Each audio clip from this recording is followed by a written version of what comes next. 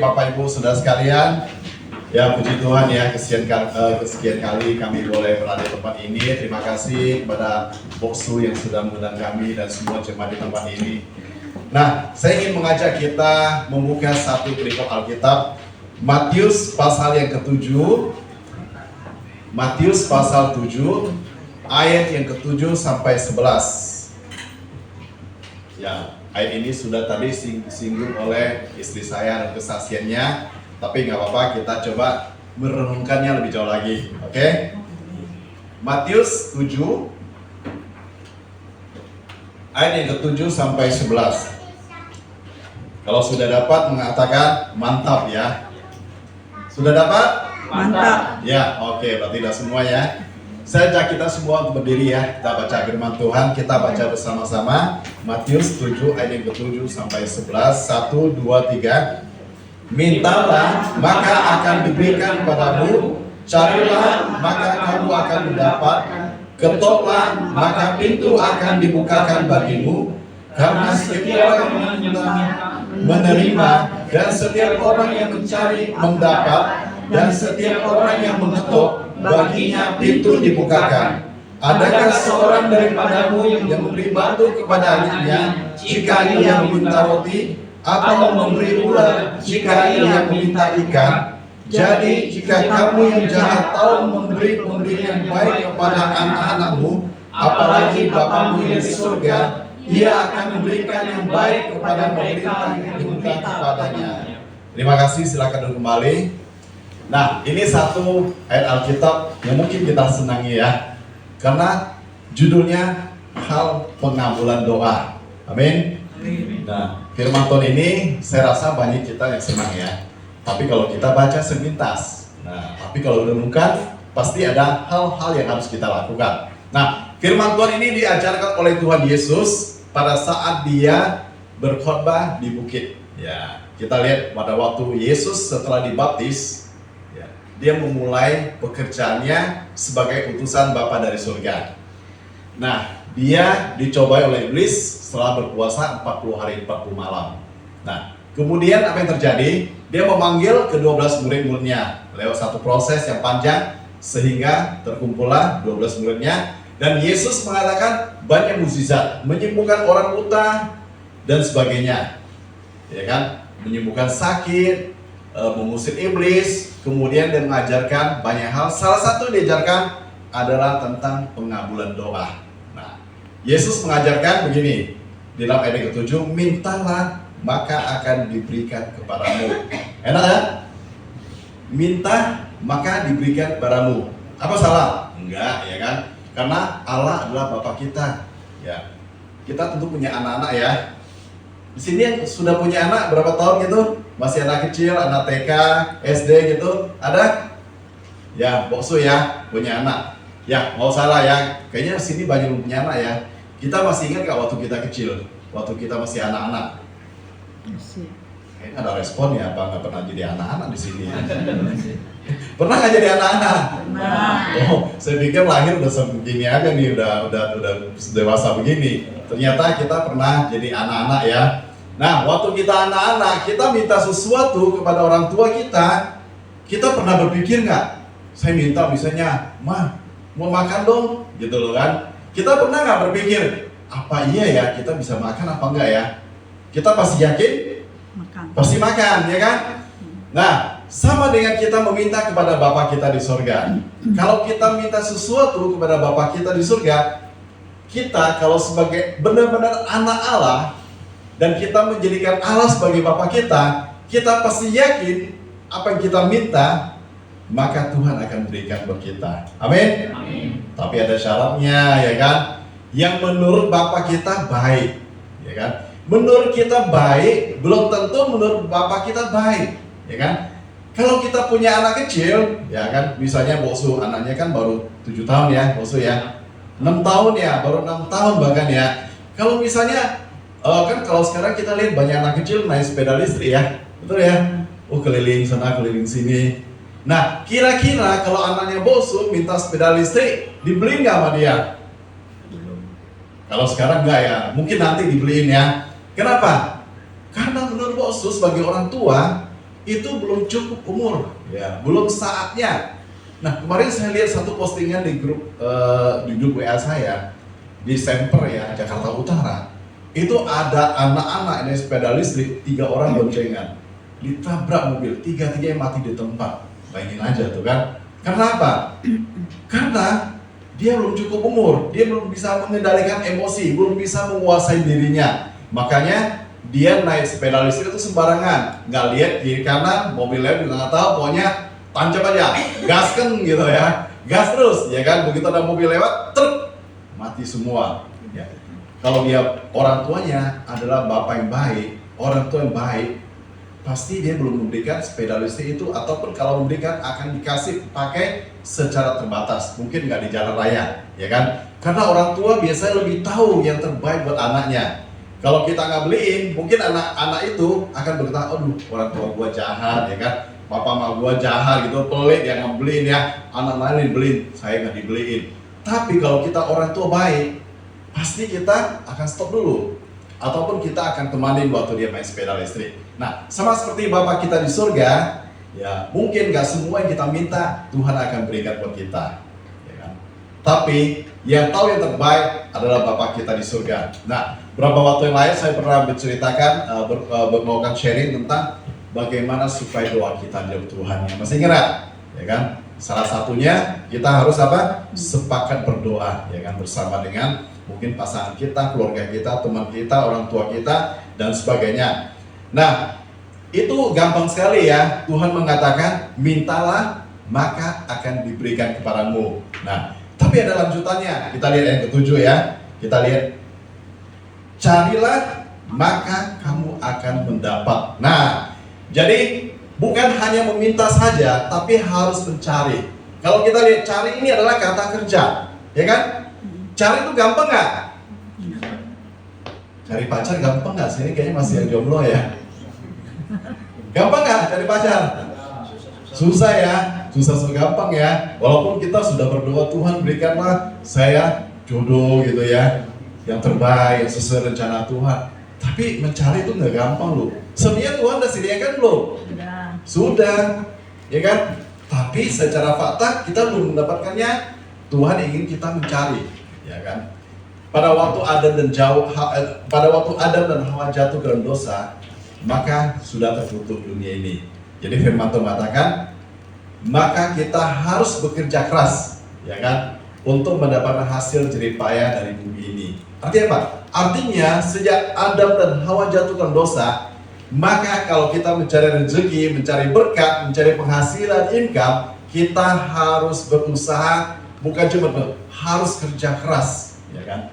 Tadi istri saya sudah cerita bagaimana kami waktu itu harus bekerja keras ya. Kami selalu berdoa ya.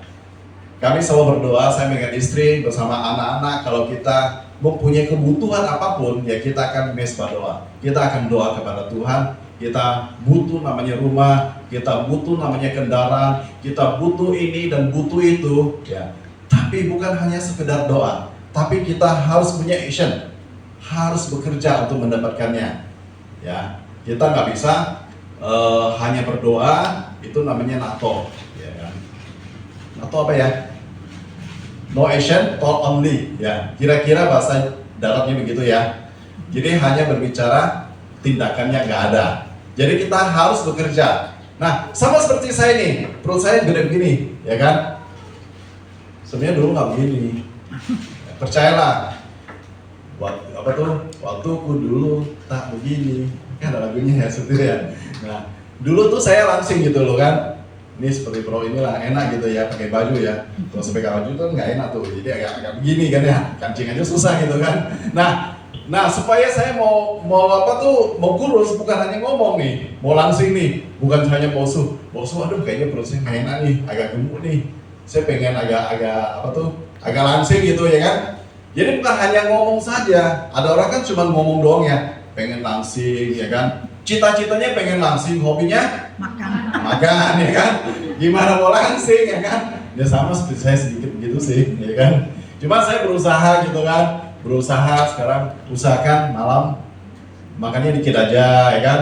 Nasi usahakan makannya setengah. Jadi ada tindakan gitu lah. Ya kan, kalau minum kopi, dulu suka manis, sekarang udah nggak usah pakai gula. Kan gula bisa bikin Gemuk. bisa apa? Diabetes.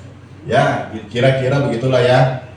Yang penting kalau kita banyak makan gula, persediaan gula kita pasti habis ya. Jadi saya kurangi minum gula ya. Nah, kita harus punya tindakan, bukan hanya ngomong saja ya kan. Misalnya saya pengen sehat ya kan, bukannya hanya minum. Kalau anak muda kan minumnya soft drink ya. Minumnya enak kan soft drink? Enak ya, tapi lebih sehat kalau kita minum air putih kayak gini nih. Saya contohin ya. Nah, biasa lebih sehat. Maksudnya lebih enak ngomongnya gitu loh, harus minum air putih. Nah, kita harus punya tindakan. Juga bukan hanya kita punya keinginan, punya goal, punya cita-cita, punya tujuan, tapi harus punya tindakan. Nah, ini kita lihat kemudian, setelah kita punya tindakan, kadang-kadang kok belum ya, saya sudah berdoa, Tuhan berkati saya, Tuhan saya pengen ini, saya butuh ini, butuh itu, saya udah berusaha, ya kan? Saya sudah bekerja dengan keras, saya sudah kerja dari pagi sampai malam, ya kan? Pergi dari gelap, pulang gelap, tapi kayaknya belum dapet gitu loh kan? Benar ya? Ada yang teman saya mengatakan 7P. Apa itu 7P? Saya udah kerja, pergi pagi, pulang petang, potong pinjaman, potong pajak, malah pusing. Bukan 7 lagi ya, lebih ya. Lebih P-nya banyak ya. Jadi saya sudah berdoa, saya sudah berusaha kerja keras, tapi belum mendapatkannya. Apa yang terjadi? Nah, kita lihat lanjutannya, ayat yang berikutnya ya. Masih ayat 7 ya kan. Tadi, mintalah maka akan diberikan kepadamu. Carilah maka kamu akan mendapat. Nah, yang ketiga nih, ketoklah maka pintu akan dibukakan bagimu. Nah, tadi istri saya bilang kalau ketok itu gampang nggak? Enggak. Kadang-kadang orangnya mau kamu keluar ya. Nih, saya sering lihat kurir ya, contohnya kurir deh ya. Soalnya saya tiap hari berhubungan dengan kurir ya. Kurir itu dia kalau kirim barang, ya apalagi orangnya di rumah itu nggak ada orang ya. Tapi kalau ke rumah saya sih gampang ya, sering ada orang ya. Apalagi tempat kerja kami itu pasti ada orang kalau dari jam 8 sampai jam 5 ya, kecuali malam. Nah, kurir ini saya sering dilihat keliling rumah. Paket, ya kan, ketuk pintu tuh. Sering ya, paket. Gak ada yang buka. Apa COD? Ya kan? Kalau dia bayar cash sih begini, tinggal lempar aja di foto ya kan. Barang saya dikirim, lempar ke dalam. Kalau COD dia lempar nggak barangnya? Enggak, dia tungguin. Paket, ketuk, gak ada juga. Siang lagi datang lagi, ketuk lagi, paket, ya kan? Gak ada orang juga. Kadang yang keluar anjingnya. Kalau ada rumah saya itu, ya kan? Diketuk, paket, anjingnya yang keluar banyak lagi tuh. 4-5 ekor tuh, ngomong, takut dia pergi lagi. Sore datang lagi. Jadi kalau namanya ketuk itu nggak gampang, mesti berulang-ulang, ya kan? Jarang sekali loh ketuk loh. Apa ya tadi istri saya cerita dia mau nagih utang ya. Biasa kalau ketuk itu nagih utang gimana? Orangnya nggak ada dari dalam jawabnya kan ya. Padahal dia ngomongnya sendiri kan, orangnya nggak ada. Orangnya nggak ada, datang minggu depan ya. Dia sendiri ngomong, ya mau apa pergi kan? Karena dia nggak punya uang mungkin kan. Nah, kalau kita mengetok itu harus tetap semangat, nggak boleh menyerah. Kalau menyerah, ya udah selesai. Mesti ingat firman Tuhan yang saya sampaikan, belajar di semut, harus semangat ya. Benar ya? Jadi semut itu kalau kita lagi makan, itu semutnya di keliling meja kita. Ini kita usir, gitu kan, jatuh kan? Cuman begini doang ya, disentil aja, semutnya jatuh. Kira-kira menyerah nggak semutnya? Enggak, dia naik lagi walaupun kecil ini, naik lagi ke atas. Nah, dia berusaha.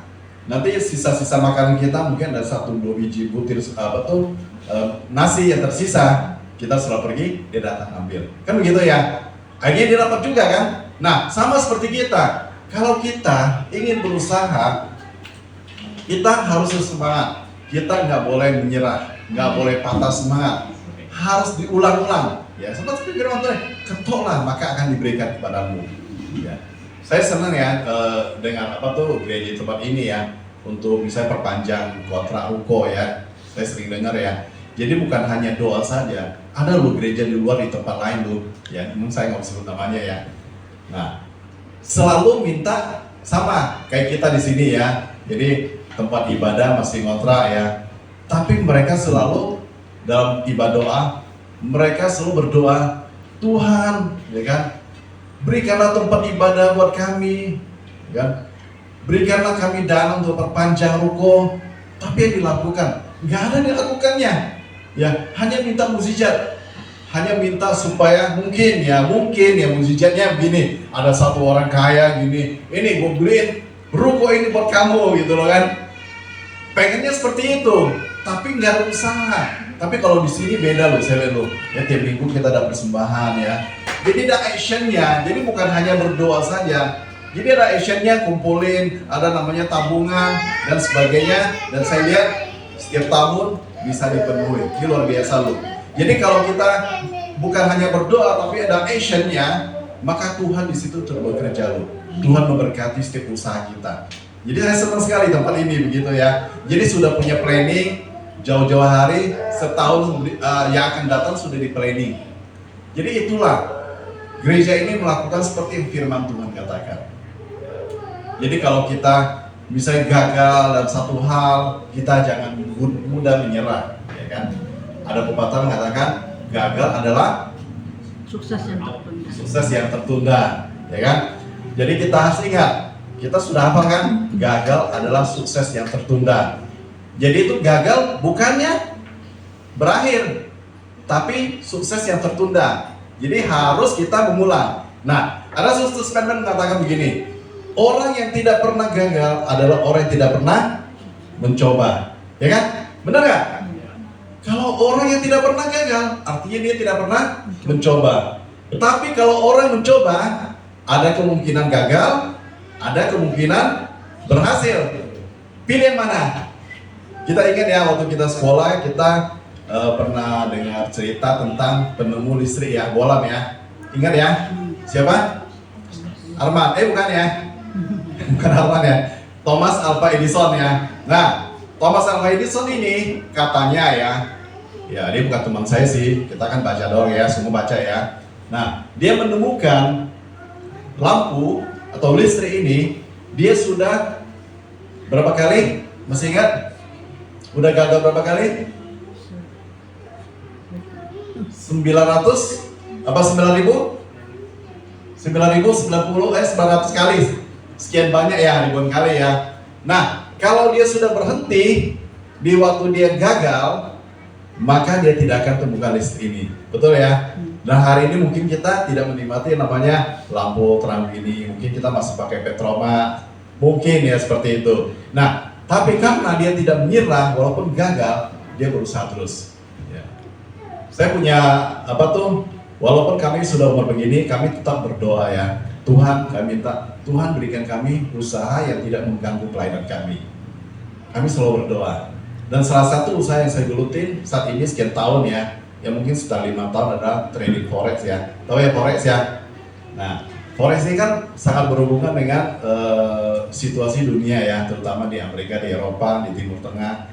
Ya, kalau sekarang lagi perang itu kan sangat kita hati-hati sekali. Nah, saya tuh sering kali gagal. Walaupun saya udah belajar, gagal lagi, loss lagi, minus lagi, ya kan, rugi lagi. Tapi saya tetap berusaha. Nah, puji Tuhan, karena saya terus berusaha, makanya tahun ini, ya dari tahun kemarin ya, saya sudah bisa lebih menguasai diri seperti itu, ya kan. Trading forex itu kelihatannya gampang, cuman buy sell, TP gitu kan, take profit, itu doang kan. Tapi sebenarnya itu melibatkan emosi kita, melibatkan semua news yang ada di dunia ini. Jadi terutama di Amerika, ada sesuatu hal yang gak baik, ya misalnya ada tentang the red Fed ya, pas bunga di Fed ya di Amerika itu sangat menggoncangkan dalam bursa keuangan seperti itu.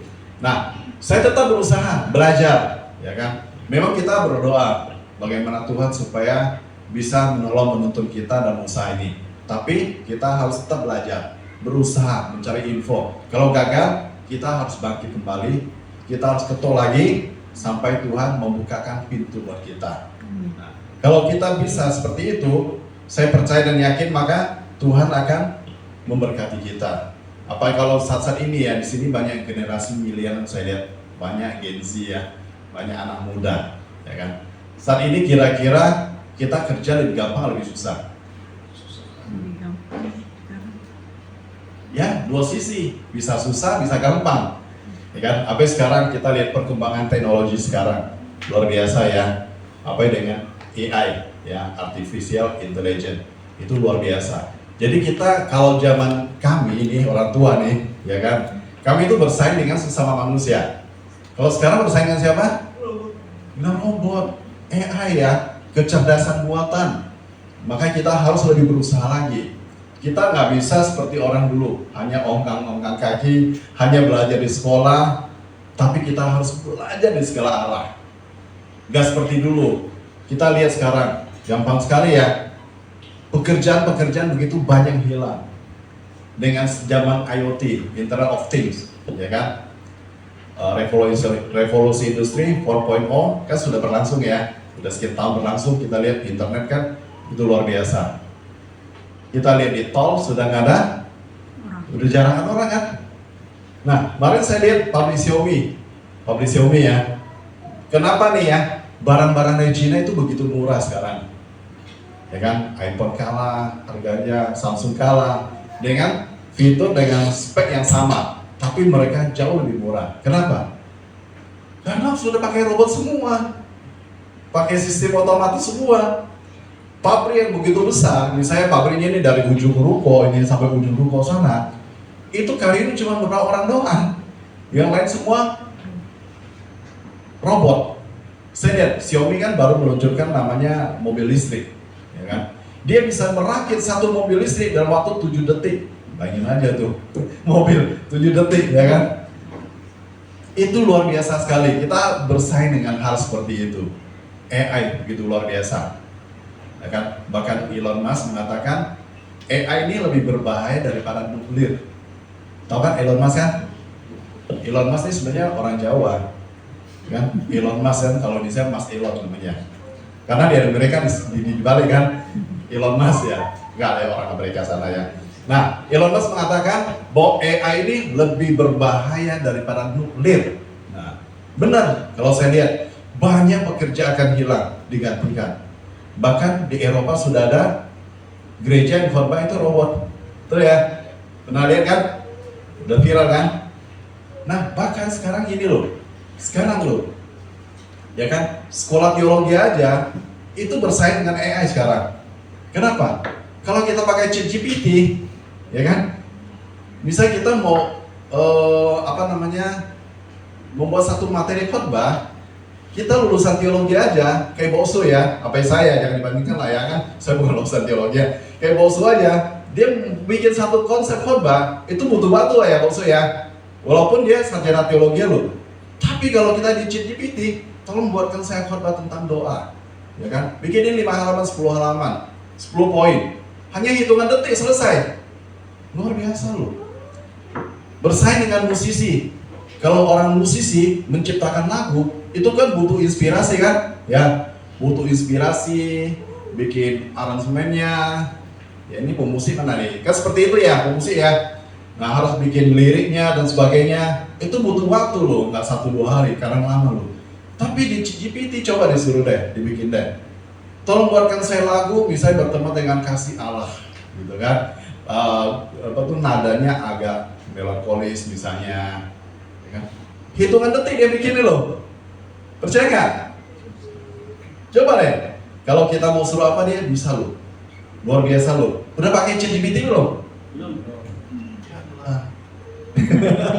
Anak muda harus tahu ya perkembangan zaman ya. Nih kayak gini nih ChatGPT nih logonya nih. Ya, mana ya? Ini saya. Ada di sebelah di handphone satu lagi direkam itu. Nah, ChatGPT ini itu bisa membuat mahasiswa jadi malas tuh. Kalau kita bikin skripsi, ya bikin skripsi itu kan butuh waktu berbulan-bulan ya, berbulan-bulan mengumpul data dan sebagainya. Kita pakai ChatGPT itu hanya hitungan berapa detik dia bisa bikinin.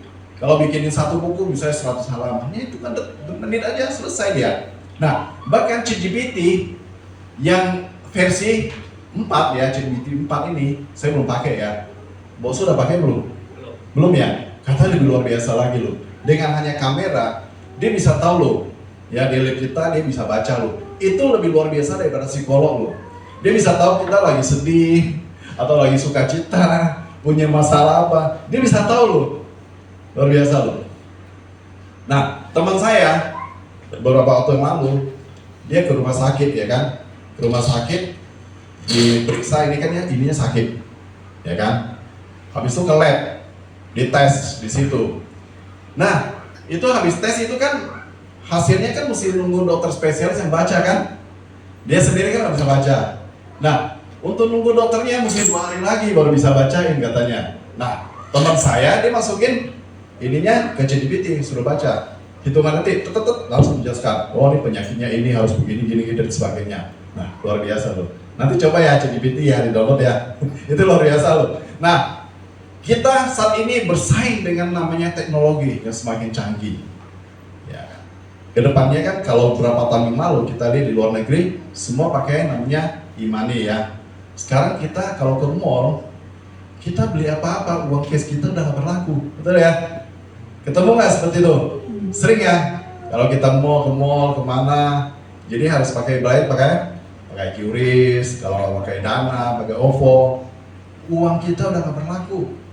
Sama kita keluar mall ya, kita keluar parkiran, orangnya udah nggak ada, bercase nggak bisa, harus pakai e-money. Kalau nggak pakai flash, kalau nggak pakai scan barcode dan sebagainya.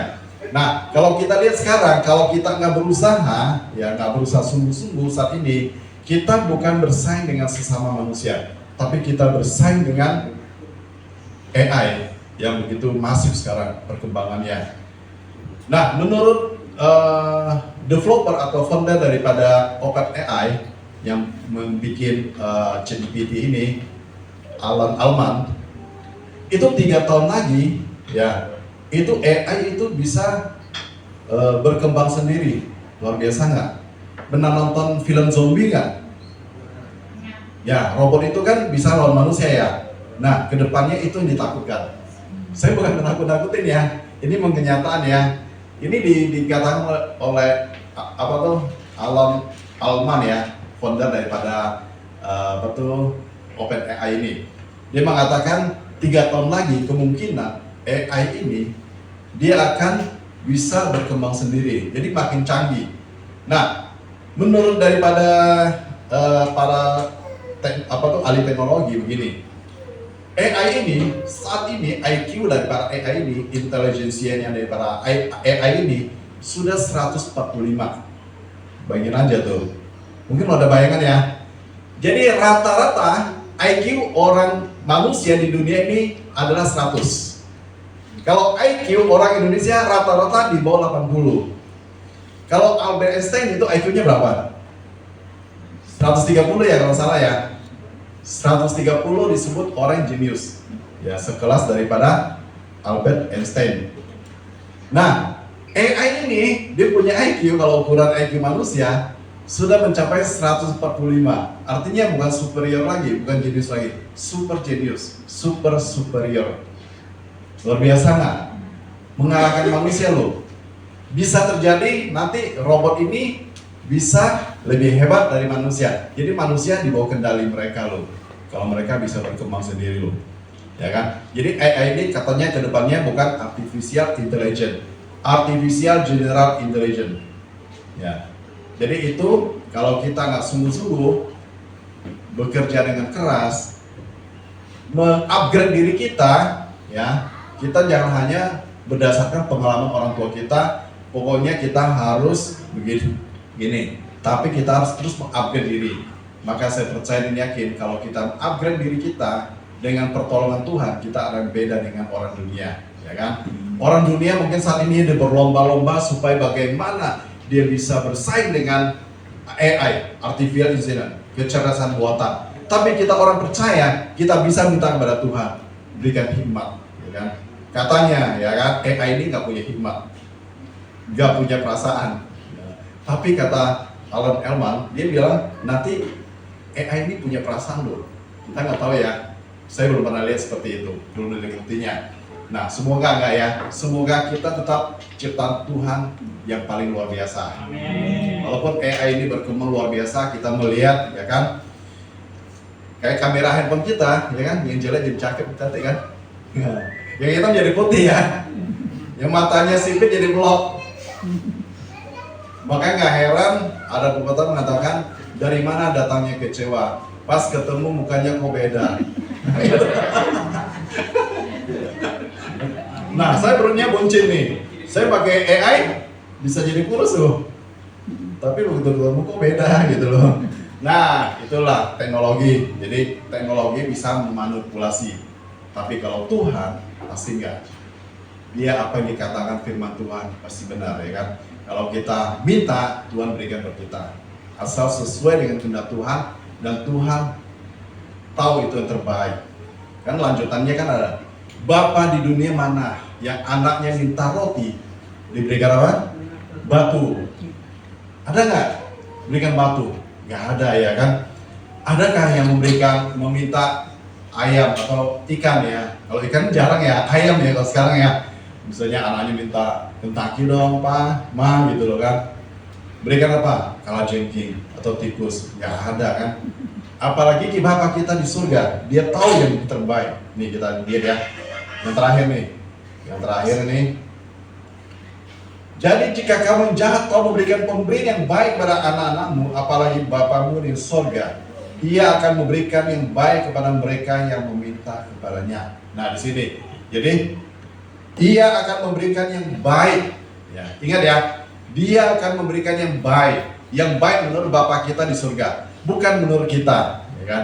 Kalau menurut kita mungkin, oh Tuhan, saya minta supaya saya diberkati luar biasa. Tapi Bapak kita tahu kalau kau diberkati luar biasa, tiap minggu healing mulu banyak duit ya. Tuhan gak kasih kan? Karena dia tahu kalau Tuhan kasih kamu berkat yang berlimpah-limpah, minggu udah gak ketemu lagi di sini. Tiap minggu healing lah dan sebagainya kan. Jalan-jalan terus.